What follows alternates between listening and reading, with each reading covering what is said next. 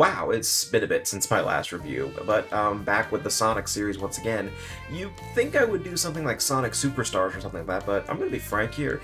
I have had no motivation to do this game whatsoever because of, well, just the simple fact that I heard that you have to beat it like 2 times to get the full ending, and I don't feel like doing all that just for a classic Sonic game. I'd rather just get all the Chaos Emeralds and move on, but that's besides the point. Plus, there's some other issues I have with Superstars that I will get into if I ever inevitably, if I ever decide to review Superstars. For now, we're going to focus on today's subject, which is actually a remaster of an older Sonic game that also added a second campaign, Sonic Cross Shadow. Sonic games getting remastered, especially the modern ones, is nothing really new. The Sonic Adventure games got remastered God knows how many times, and Sonic Colors Ultimate was the most recent remaster, and while it's not the best remaster out there, I thought it was fine. I had no problems on the PS5 version, but again, this isn't about Sonic Colors Ultimate. This is actually the one Sonic game that I didn't think would ever get a remaster. Sonic Generations was released back in 2011 to celebrate Sonic's 20th anniversary, and due to the nature of the game, I never thought they would just re-release it until like another major anniversary, like Sonic's 35th anniversary or something like that. But to my surprise, earlier this year, they announced a remaster of Sonic Generations, while also announcing that there's going to be a second campaign introduced called Sonic Cross Shadow Generations. And yes, I am calling it Sonic Cross Shadow and not Sonic X Shadow, and there is a very specific reason for that. I was legitimately excited for this because, well, Shadow is one of my favorite Sonic characters, and having him playable again in more than just being a copy-paste of Sonic was actually legitimately exciting. And I did approach this game with a little caution when it first was revealed. I mean, it's a modern Sonic game, and there is still the possibility that most of the level design is just going to be straight lines and stuff like that. But the more and more footage I saw of this, the more excited I became. I kind of felt like I was 11 again back, when Sonic Generations was making its rounds. Watching YouTube videos and forum posts, rewatching the trailers, trying to figure out, who's going to be in the game in terms of playability, who was going to be a boss battle, what levels were going to appear. It was pretty fun trying to see if there were any other hints of what was coming. And, well, I was happy to finally get that feeling with Shadow. I haven't had a feeling for Shadow like that in a long time. But I'm getting ahead of myself here. Let's get into my review of Sonic Cross Shadow Generations, and see if I was right to be excited for this, or if this was just another instance of Sonic being a major letdown. However, before I can do that, I'm going to put a little disclaimer here. I will be reviewing both Sonic and Shadow Generations for this review. Originally, I was really just going to focus on Shadow's portion of this game, considering that was the most new content, but I actually did replay through Sonic Generations before this, and discovered that there's a lot more changes than I thought there would be. Plus, I also feel like it's a little more fair to talk about the Sonic Generations aspect, considering that it is half the product here. And currently, there's no way to get Shadow Generations on its own. As I mentioned before, Sonic Generations was a celebration of Sonic's 20th anniversary, meaning that this game came out like 10 years ago. Meaning that I'm not going to be warning you about spoilers for Sonic Generations, but I will be warning you for spoilers related to Shadow Generations. So if you want to go into Shadow Generations completely blind, then I highly recommend you stop watching now, or at least just watch the Sonic Generations portion to see if the remaster still holds up to this day, or if this was another instance of Sonic Colors Ultimate. But if you're just here for the Shadow Generations aspect, I'm going to leave a timestamp here, just so you know where to skip to if you just want to watch Shadow's part. But whatever you decide to do, I'll see you there, so let's get started. Sonic Generations starts off in the mystical year of 1991, where classic Sonic is running through Green Hill Zone. However, a mysterious monster ends up appearing in the sky and sending classic Sonic into white space. Cut to modern Sonic as he arrives to his birthday party. However, the party is cut short as the same monster appears and ends up sending Sonic and all of his friends to white space as well. However, upon waking up, Sonic ends up running through a memory of Green Hill, Chemical Plant, and Sky Sanctuary in order to restore color to those zones and save Sonic's friends trapped in white space. Eventually, classic and modern Sonic do meet and decide to team up in order to find their way out of white space and save their friends, which, by the way, involves gathering all 7 of the Chaos Emeralds. After saving all of Sonic's friends and getting the Chaos Emeralds, the Sonics end up having a final confrontation with the Time Eater, which turns out to be Dr. Eggman along with his classic self. Oh, was I supposed to be shocked? After a quick supersonic fight, Sonic defeats the Eggmans and leaves them in the infinite void of time and space until Sonic Lost World, and Sonic and his friends pick up the party where they left off, while sending classic Sonic back to his time. Yeah, the plot's pretty simple, but if you're like me, you're most likely not playing this game for its story. It's nice when the characters react to the memories of their previous levels, but this doesn't happen often enough to warrant a long discussion. In fact, this sort of thing kind of drops off after Chemical Plant. I mean, on one hand, it would be kind of annoying that if every level was interrupted by Tails and Sonic pointing out that they remember the likes of Seaside Hill or Rooftop Run, so I'm glad that they didn't try to do that, but I still feel like I need some acknowledgement of why Sonic 06 is being referenced here. Again, this game was designed to celebrate Sonic's 20th anniversary, so there wasn't going to be a deep story here. Honestly, you shouldn't really be expecting that in a Sonic game to begin with, but the plot in this game is overall fine. Now, if you've played the original version of this game, you may have noticed that the dialogue seems to be a little different. Well, that's because of Ian Flynn, the same man who wrote Sonic Frontiers, actually rewrote the game's dialogue, and I can take it or leave it, to be honest with you. In some instances, it's better than the original because Sonic and the others actually remember their past instead of having total amnesia like Shadow did in his own game. However, I guess they had a really strict budget for this because while some cutscenes were reanimated to fit the dialogue, most of the game's cutscenes do not match the new dialogue, and in a few instances, the voice acting seems pretty bad in comparison to the original games with the current cast. This is most likely an attempt to have the dialogue match the cutscene, but listen to Sonic in this cutscene. It was great teaming up with you, or me. Maybe this will fast-track you to learning some new tricks in the future. Wait, I mean, past. Ugh, time travel's a chore. Now, while the dialogue of the game changed, the premise of the story is exactly the same. It's just how the characters interact is all that changed. But again, I am not really playing Sonic Generations for its story. I will say that I'm glad that they're changing certain characters' personalities to be less one-note. Huge example goes to Amy, who is no longer just a love-obsessed stalker. And if Flynn keeps this up, I really can't wait to see more of Sonic's friends in future games, and we'll finally stop having solo adventures for Sonic. Now, with that out of the way, let's just move on to the gameplay. So, as I've mentioned many times, Sonic Generations will have you run through levels from different Sonic games, all divided by different eras in Sonic's history. First, we have the Genesis era where we run through Green Hill Zone from Sonic 1, Chemical Plant from Sonic 2, Sky Sanctuary from Sonic 3 and Knuckles, you also fight Metal Sonic from Sonic CD, and the era ends with a boss fight from the Death Egg robot from Sonic 2. Next is the Dreamcast era, where Sonic must relive Speed Highway from Sonic Adventure, City Escape from Sonic Adventure 2, and Seaside Hill from Sonic Heroes, even though that wasn't a Dreamcast game. So I'm going to dub the Dreamcast era as the Terria era, and I will not accept any other suggestions. Also in this era, you fight Shadow as the rival, and the era ends with a boss battle from Perfect Chaos from Sonic Adventure. By the way, I love the fact that we fight Chaos without Super Sonic. Really does show how strong Sonic has become over the years. And the final era starts with Crisis City from Sonic 06. Wait, hold up, I thought Sonic 06 was erased from the timeline. Why are they still referencing... never mind.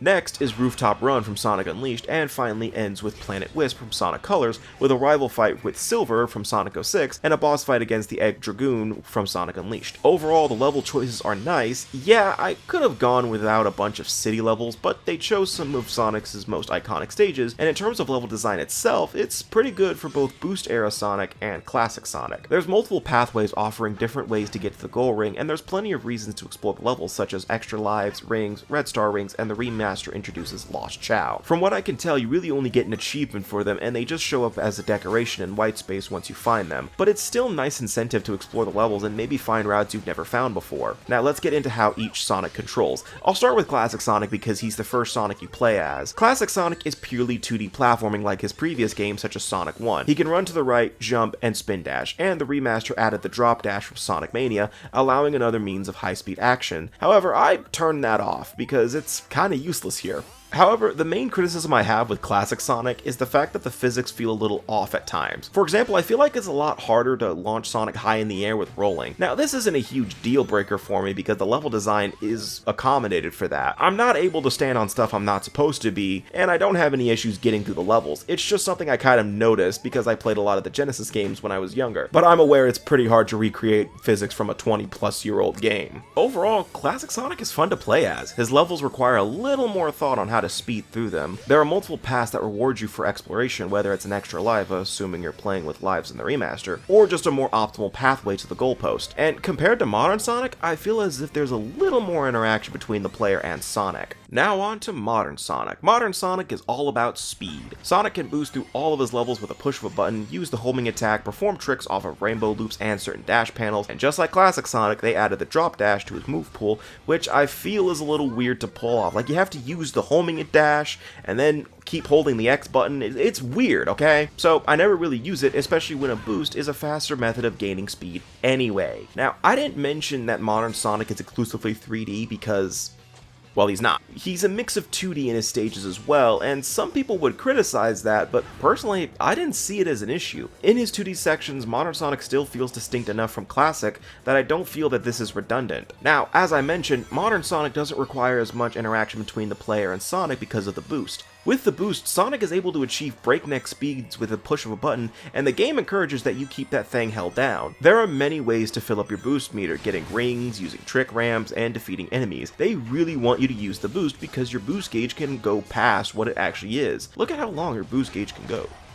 However, there is still some great level design with this in mind, as there's still multiple paths that reward your curiosity, and there's still a sense of challenge with finding the optimal path. Yes, I did say that the levels encourage boosting, but if you're trying to look for secrets, it's better to occasionally let go and let yourself slow down so you can see other paths that you may have not been able to reach because you sped right past it. At the end of every stage, you're ranked for your performance, with an S being the highest you can achieve if you finish the level without dying. Honestly, the ranking system in this game is very generous, as I feel it's almost impossible to get anything below a B unless you try. When you're ranked, you get skill points that you can use to purchase skills from the skill shop, and these skills offer some great perks such as the ability to stop on a dime, access to the elemental shields, and even a head start boost for modern Sonic. And once you beat the game, you gain access to Super Sonic, which is a nice reward. When you're not playing through the main stages, you can explore the white space and play through the level challenges with Sonic's friends. Most of them are pretty simple and don't require too much out of you, and if you complete them, you get more rewards for your collection gallery. In the gallery, you can rewatch cutscenes, look at character bios, listen to music from previous Sonic games, and also, fun fact, you can actually set music in every level, meaning that you can have the original Open Your Heart play in the Perfect Chaos fight, or Live and Learn against Shadow. You can also look at concept art, and there's even a hidden statue room that you use codes to unlock statues to look at. It's nice, but in the remaster, they just gave you them right from the start. In terms of graphics and performance, Sonic Generations Remastered looks great. I didn't really have any major performance dips, and there weren't any major graphical glitches that I encountered. Overall, this remaster is the definitive way to play Sonic Generations, assuming you don't care about modding. I won't get into too much detail about modding, but if you have the PC version, you're open to mods, but you might have to wait a bit since with the new version, all the mods on the original version of Sonic Generations were made incompatible, at least as far as I'm aware. There was a bit of a controversy about Sonic Team delisting the original Sonic Generations because of the new version, but you can still access the original if you happen to buy a bundle on Steam. However, as I mentioned, this video isn't just about Sonic Generations.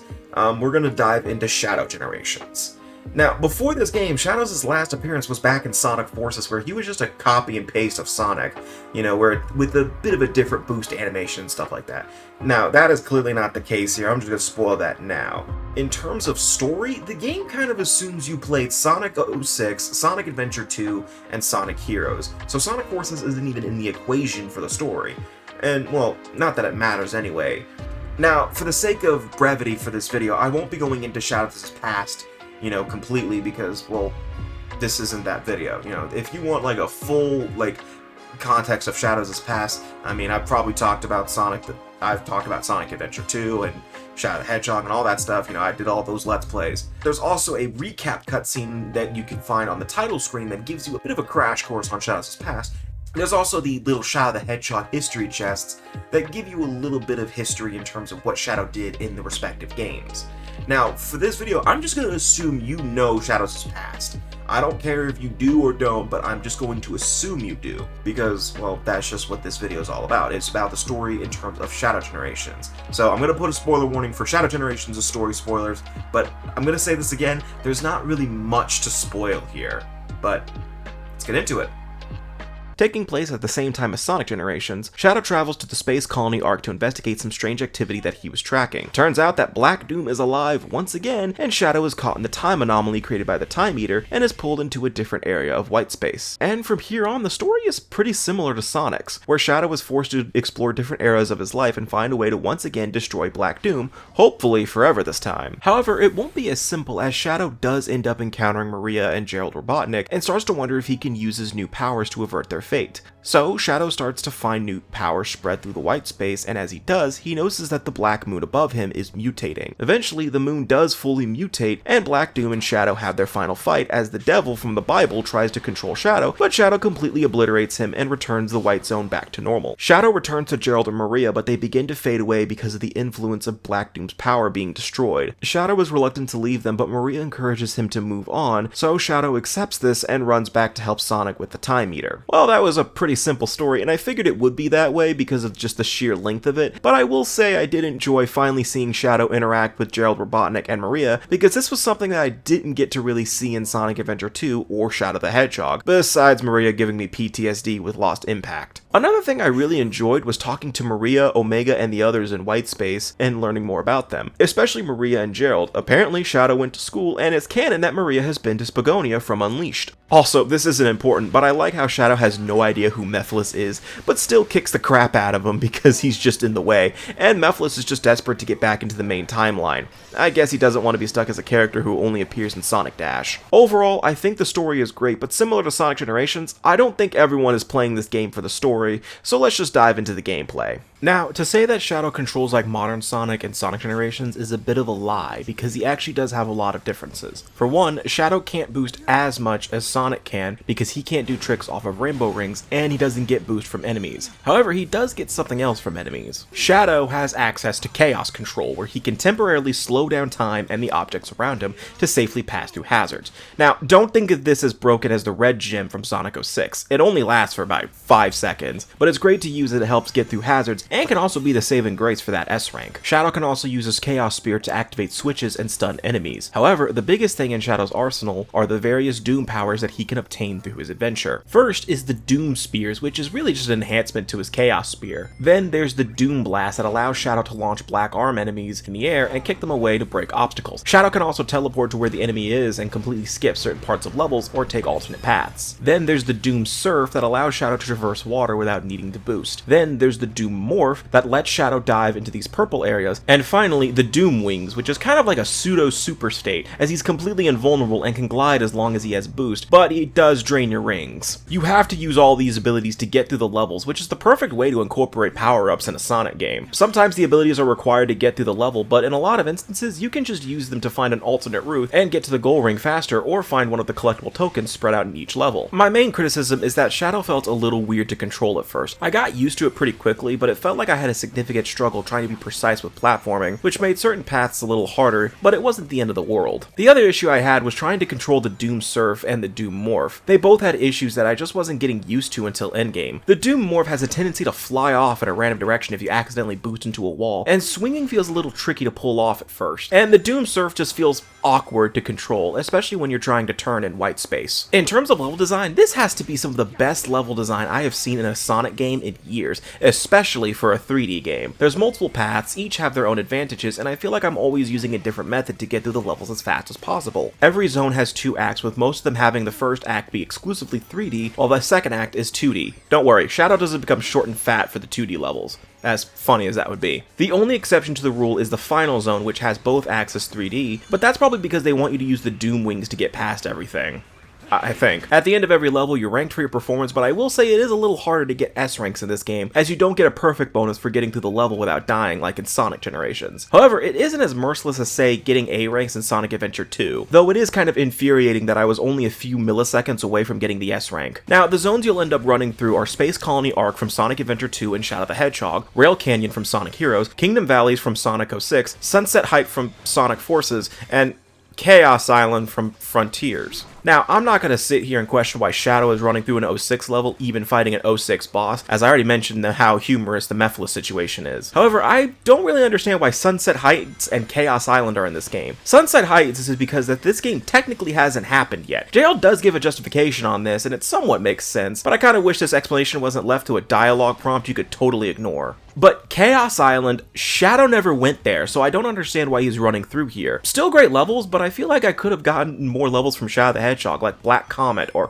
Westopolis, or even another 06 level. What about Radical Train, or Dusty Desert? Okay, moving on. The choices are overall fine. Most of them have significance to Shadow's past, so I can't really complain about that. Now, the boss fights, I have no complaints whatsoever either. First, I have to say they're all climatic in their own way and have similar moments to the likes of the Titan fights from Sonic Frontiers. I mean, look at how Shadow kills the Bio Lizard.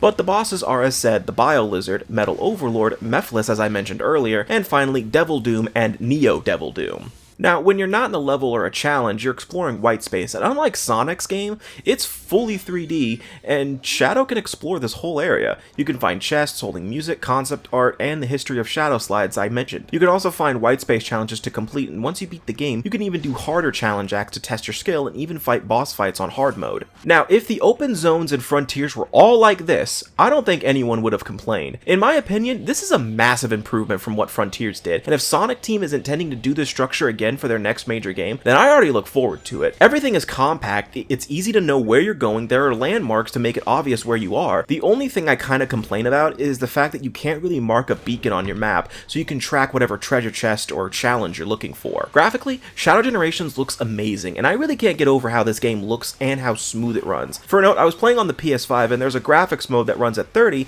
and a performance mode that runs at 60 frames per second. I would recommend switching over to performance. The game looks just as good, and plus it's a platformer, so you kind of would prefer having a game be a smooth 60 frames. Also, cutscene animation is wonderful. Everyone, including Shadow, is expressive in their own ways, and nothing is too stiff or awkward, a major step up from Sonic Frontiers' animations. And the soundtrack, oh, I love this soundtrack. I may not like the fact that they use Final Rush's theme for Space Colony Arcs level instead of Final Chase, but I still love this song, and the rest of the soundtrack is just as good. I really can't wait for my collector's edition to get here, or for them to release the soundtrack just so I can blast it in my car every day. Also, just like in Sonic Generations, you can unlock songs that you can have in each stage and boss instead of having the original, which means I can do this.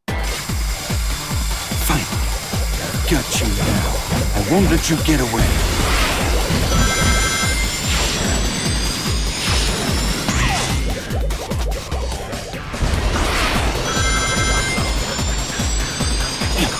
Or this.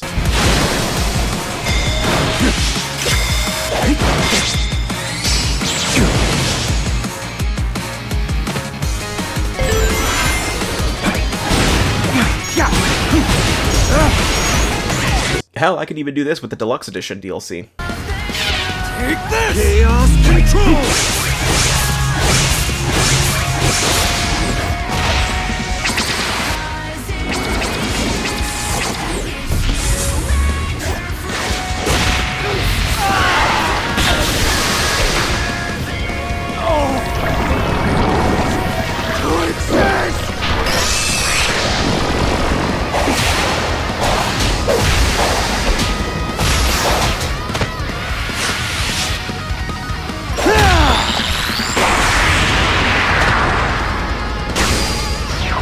There is no future for you. Ever. Overall, Shadow Generations is a spectacular Sonic game. Is it perfect? No, of course not, no game truly is, but it's overall a good time, and I really do hope there's more DLC down the line besides the Sonic Movie 3 DLC. Maybe they'll add some of those levels I mentioned, but I sort of doubt it. If you are a longtime Sonic fan, you most likely already have this one in your collection, but I highly recommend this to anyone who's looking for a fun platformer. Both games are really short and they don't really demand much out of you unless you're trying to 100% them. It's currently $50, and I do think it's worth it. You're getting 2 great games in one package. You can get Sonic Cross Shadow for the PS5, PS4, Xbox, Nintendo Switch, and PC. I would highly recommend the PC version if you want to mod it once all those start rolling out. Otherwise, any version would be great. And that's it. I mean, overall, Sonic Cross Shadow is the perfect bundle for you. You know, you get 2 great games for $50, and I highly recommend it to anyone who's looking for something fun. You know, it doesn't demand too much out of you, but it's a great time either way. And you know, this truly is the year of Shadow. I mean, this year we had a big season with Sonic Prime. Later and in December, we're going to be ending the year with Shadow the Hedgehog appearing in the 3rd Sonic movie. So I truly look forward to that. With that said, I'm going to end the video here. Obviously, I have covered the Sonic series a million times on this channel. I've done a Sonic Adventure, Sonic Adventure 2, Sonic Heroes, Sonic 06, Shadow the Hedgehog. I've done a Sonic Frontiers review. All those links will be in the description below.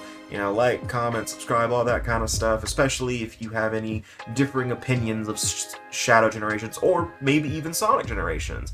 And maybe you have some hopes for the DLC like I do. Like, I genuinely hope, you know, there's more DLC down the line besides the 3rd Sonic movie level that they're doing. I genuinely hope, like, you know, there's going to be more levels going to be incorporated, especially in Shadow Generations, because it could really use some more levels.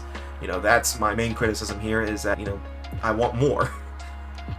But, that's going to be it. So whatever happens next in terms of reviews, I don't know yet, but I'll see you guys next time for whatever I do next, and take care.